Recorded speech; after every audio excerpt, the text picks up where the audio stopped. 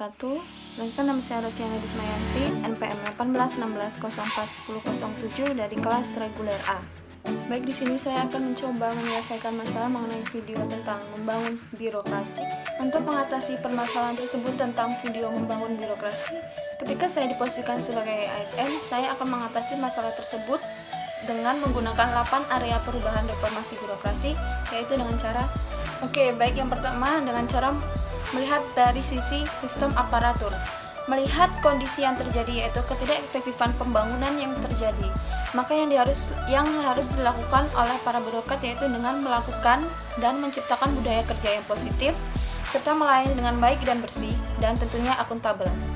Dengan melihat kondisi seperti ini, seharusnya hal ini bisa dijadikan sebagai evaluasi kinerja untuk melakukan suatu kebijakan pembangunan yang akan dilakukan pada masa yang akan datang. Baik, yang kedua yaitu pengawasan. Efektifan pembangunan salah satunya disebabkan oleh kurangnya pengawasan yang dilakukan oleh para birokrat ini sendiri.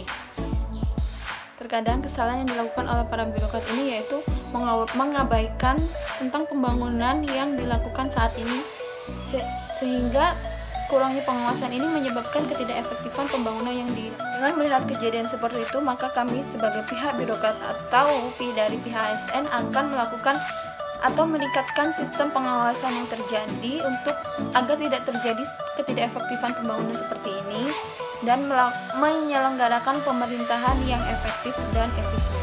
Yang ketiga yaitu akuntabilitas.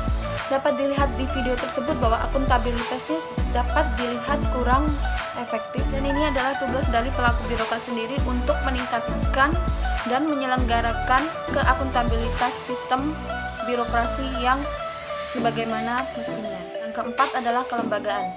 Di sini kelembagaan harus bisa menempatkan posisinya di dalam suatu birokrat, karena kelembagaan yang tepat fungsi dan tepat ukuran akan menentukan kualitas pembangunan yang sedang dilakukan. Kelima, tentang tata laksana. Menyikapi kejadian tersebut, maka dari pelaku birokrat ini akan meningkatkan sistem tatanan birokrasi, proses dan prosedur